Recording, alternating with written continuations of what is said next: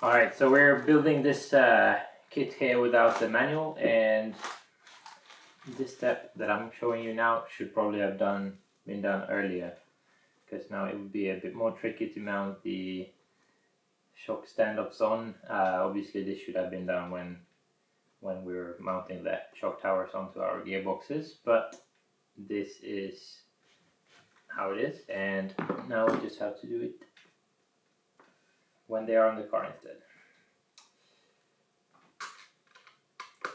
So we're going to mount the front shock standoffs in the middle hole location here. Add some Loctite onto it, and then just mount the standoff from the front.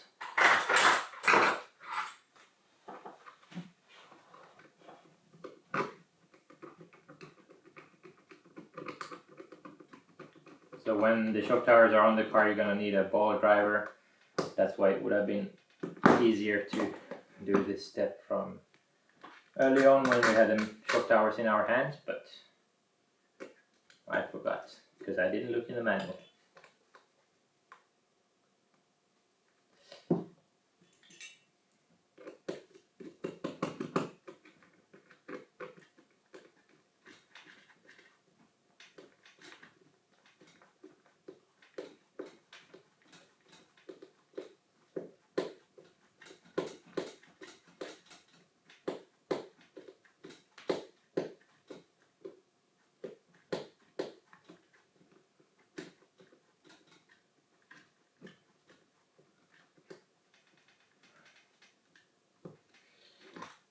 Stand-ups are on the front. Now we go to the back, and we also mount these screws in the middle hole here.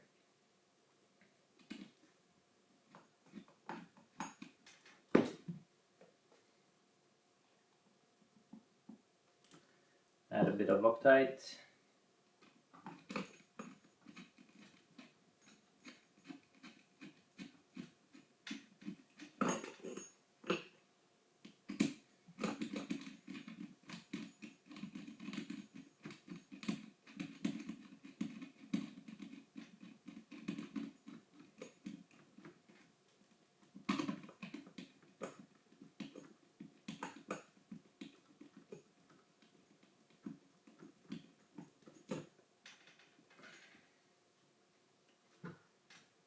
And the other side as well.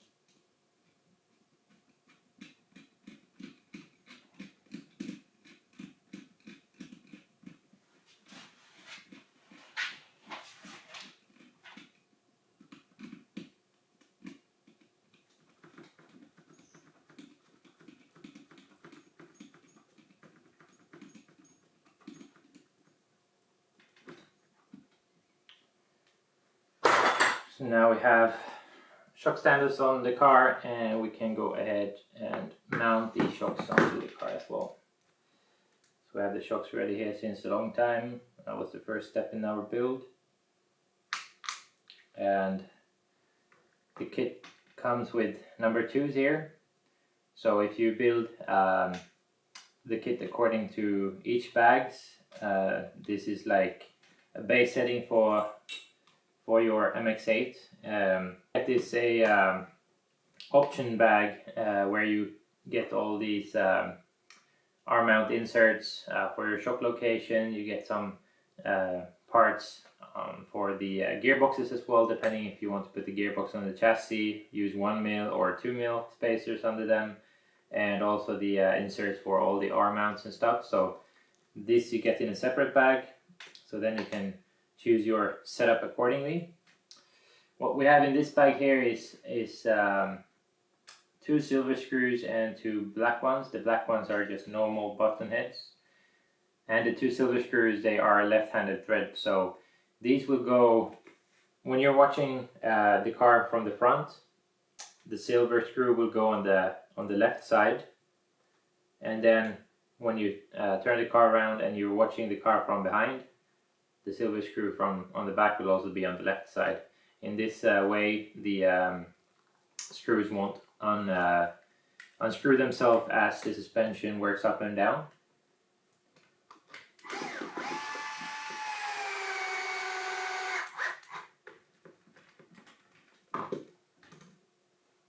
So let's mount the other one here as well. So as you see, I put the black screw on the right side looking at the car from the front, and here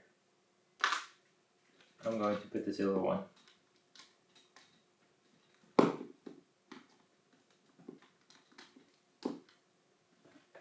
So remember, this screw is left-handed threaded.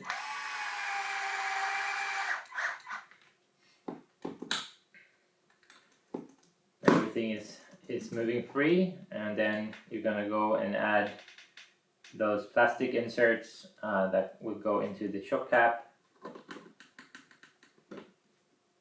and then push your shocks onto them and finish off with one of these plastic washers here before you tighten the flanged lock nuts on the screws. So on the front here you can tighten the nut fully, and the shock cap will still move free. This is what you have to make sure when you install the shocks into the car, just making sure that there's some movement here on the shock caps, otherwise the suspension will bind up. So we move over to the rear. We mount the arm inserts into the arm. These are number 2, like I said. There's also number 1s and number 3. Number 2 front and rear is a base setup. Sometimes we've gone to number 3 in the front and also number 3 in the rear. So far I haven't used much of the number 1 insert yet, so it's mainly been between 2 and 3. So now we're looking at the car from behind, and this silver left-handed threaded screw will be on the left side again.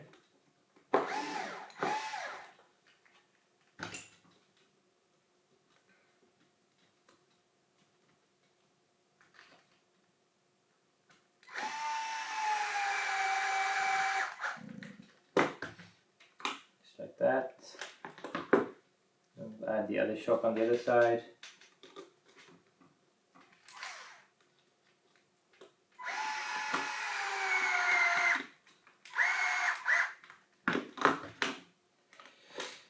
Here what I like to do different from what the manual says is that I like to start by putting these spacers on first. So the manual will tell you that this plastic bushing will go on here on the standoff, and then your shock, and then the spacer, and last the nut. But I think that having the spacer mounted on the shock standoff first, and then inserting the plastic bushing here into the shock cap from behind, that will give the shock cap some more ability to have some more movement here on the top, so it's not fully tight. I want it to be moving a little bit, you know, as I said as well on the front. So in this way the shock is a bit more stood up, and therefore allow for more movement there. So here I tighten the nut fully down, and then I open it back up a bit, because then I know that it's free. So this is only for the rear, because if I move it, if I tighten it completely, there is no more movement here on the shock cap, so it's going to be bound up. So I like to just unscrew the nut a little bit to make sure that the shock cap has some movement to it. And then I'll do the same thing for the other side here.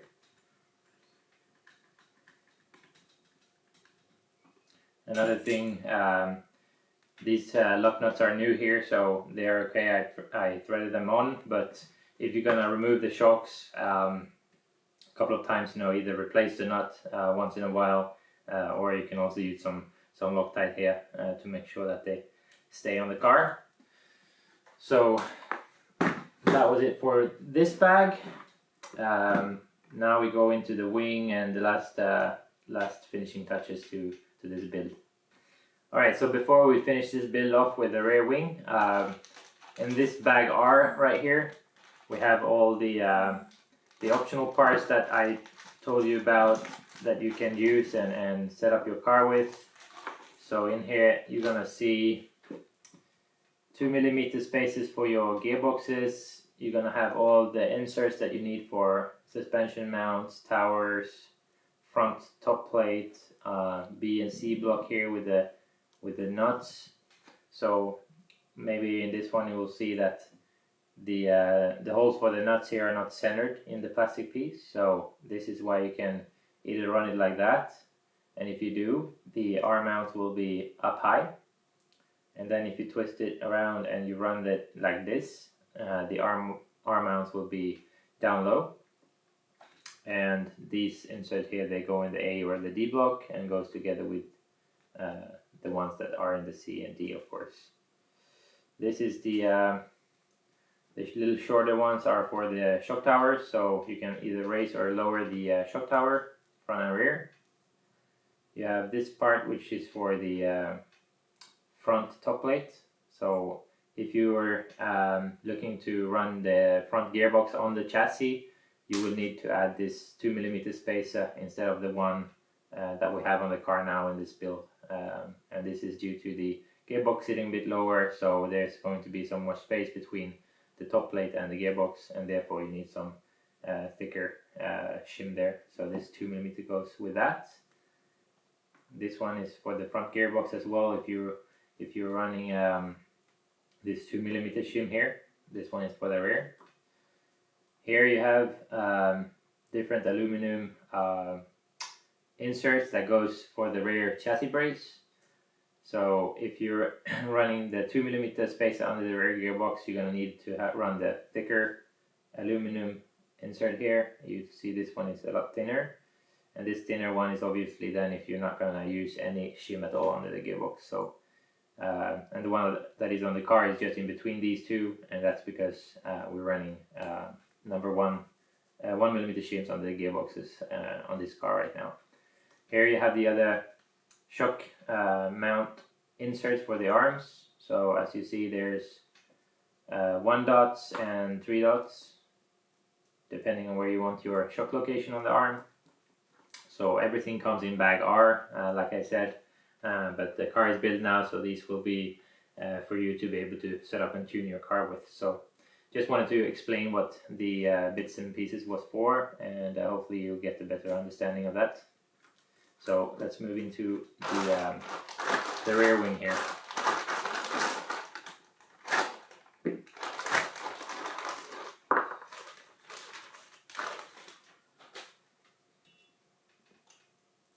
We'll start by removing this wicker bill from it here.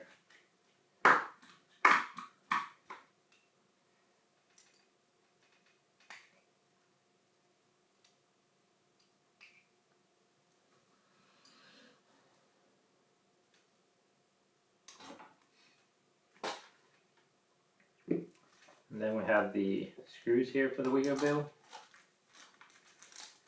So we're gonna go ahead and mount this one to the wing.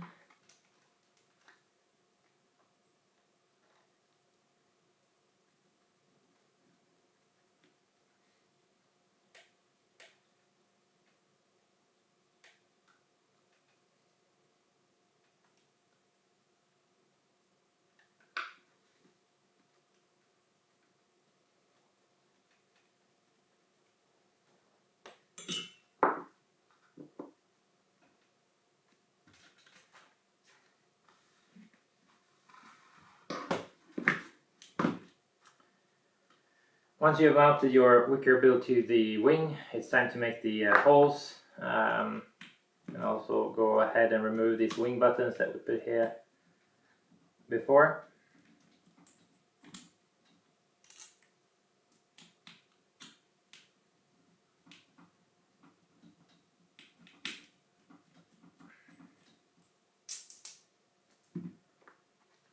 So here you have some markings of where you can mount your wing, in which position. So if you want it up forward or if you want it towards the back. So the more towards the back you go, the more grip you'll feel that you have on the car, and the more you go with it towards the front, you'll have some more steering and less rear grip. So I think this car has a very stable rear end, and therefore I've always ran my wing all the way to the front to get the most amount of steering I can get. So then I'm going to make the holes here that are furthest in the back. So then the wing will end up being towards the front. And this Aeromax reamer here is a perfect size because the inside here is as thick as the round part here of the wing mount is. So I know that I can go all the way with this reamer, and it's going to be the perfect dimension for the hole.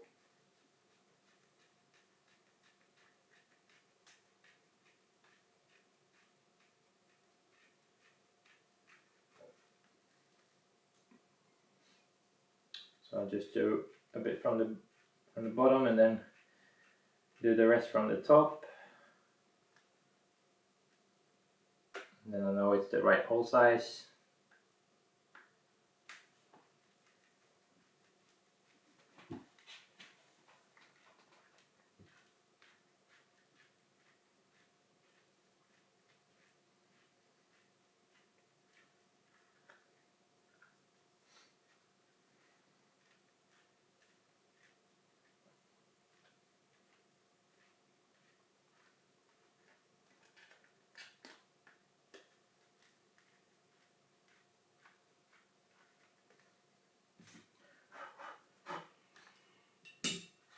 Alright, so now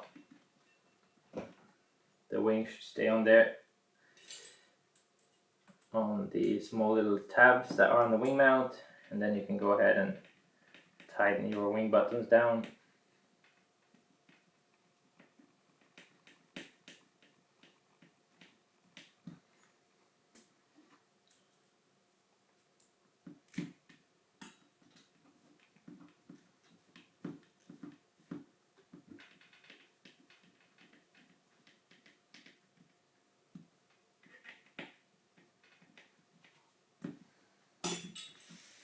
And once you've done that, the last thing I do is to put a drop of glue here in the pocket where the M3 nuts go for the wing, because now we have the wing installed, so we know that the screws and the nuts are in its location. So then I just go ahead and drop a bit of glue right here to make sure that the nuts don't fall out when you're gonna remove the wing, maintaining your car. So that's it. The last step is the body. Here you follow the lines and make the holes where the markings are for the holes, and you should be ready to paint up your body. And last but not least, put it on and mount some body clips, and then you have your Mayako MX-8 car ready. Hopefully this build has been useful for you. We built this car out of stock. We will work on some more video content on here later, and maybe I will be able to show you a couple of tricks and bits that I do with my car, and also with maybe titanium screws and titanium stuff that I use. But this is how I would build the Mayako MX-8 out of stock, and hopefully you will enjoy your ride. It's an awesome car, and we've had great success so far, and this is just a start. So enjoy your build, and thanks for watching.